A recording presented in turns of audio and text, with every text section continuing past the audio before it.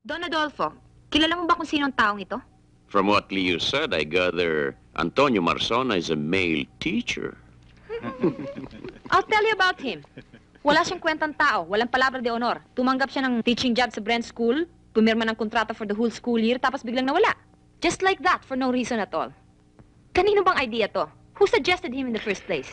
I did. Mr. Papa, ang welfare ng mga bata, the students of today, the leaders of tomorrow, ay nakapatong sa ating mga kamay. A responsibility that should not be taken lightly. We're asked to approve on a teacher, hindi isang basurero sa kanto. Marzona is a teacher.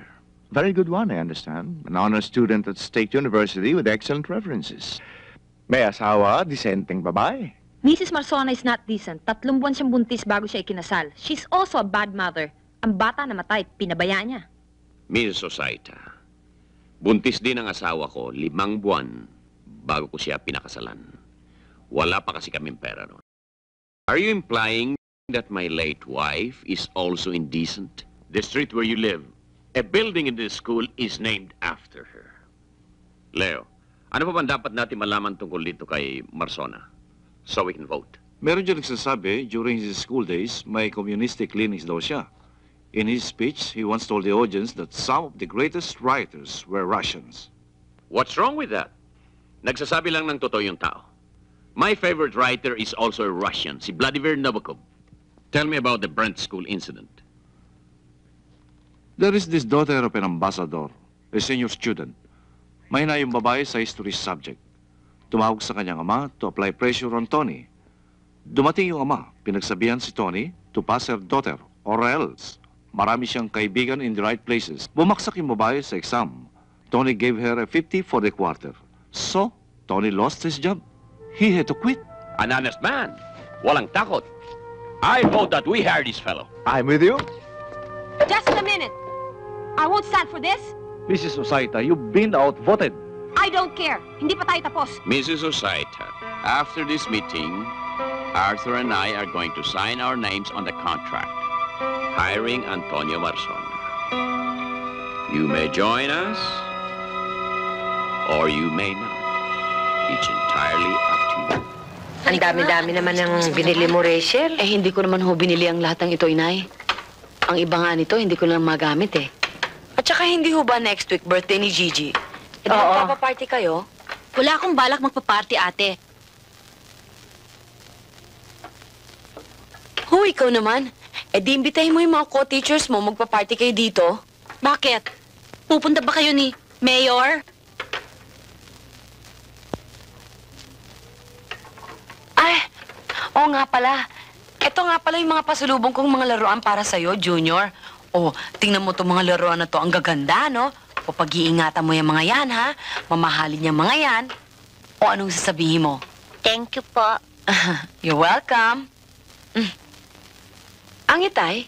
Nasa repair shop, nagsa-sideline. Ate, wag mo na nga bibigyan ng mamahaling laruan itong si Junior. Nagagalit ang asawa ko eh.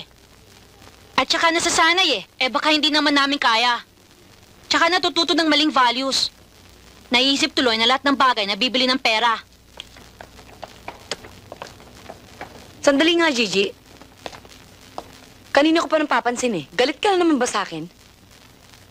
Bakit na naman? Sa eskwelahan, sa faculty party, pinagchichismisan ka. Ikaw at si Mayor Guatlo. Hindi naman kita kayang pagtanggol dahil tama naman sila. Hindi ko na nga alam kung saan ko ilalagay ito pagmumukha ko eh. Nauubusan na ako ng mga kaibigan sa eskwelahan. Dahil sa'yo. Dahil sa kahihiyan. Yung kahihiyan na sinasabi mo, yun ang sumusuporta sa inyo. Kaya nga kahit kalabaw ako sa pagtatrabaho. Para hindi na kami umasa sa'yo. Para kahit laruan ng anak ko, hindi man galing sa... Galing saan? Ha? Galing saan? Hindi mo alam. Sabihin mo! Hindi mo alam kung saan galing? Tumigil na kayo! Ano ba kayo? Rachel, tuwing dadalaw ka dito, lagi na lang kayo nagbabangayan. Gusto niyo mag-away?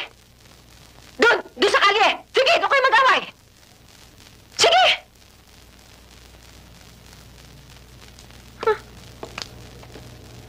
Di niyo gamitin mga pinag-aralan niyo.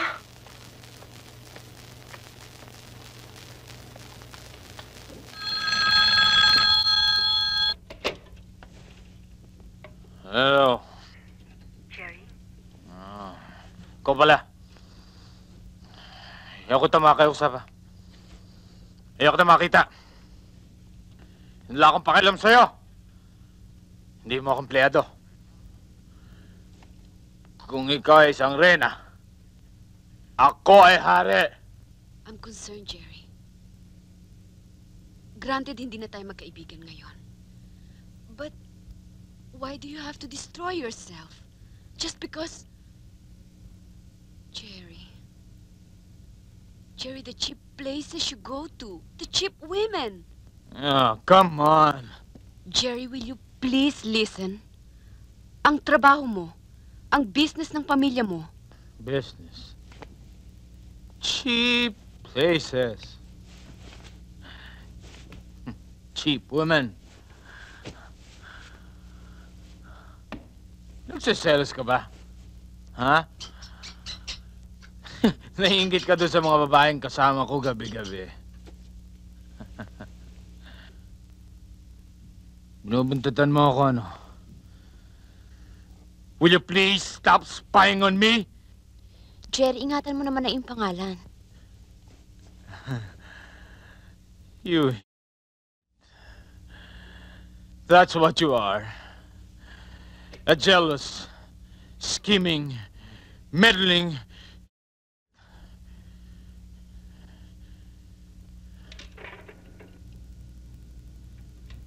Jerry, can't we talk like civilized people? Let's be objective about this. I can't bear to watch you throw your life away. Jerry. Jerry.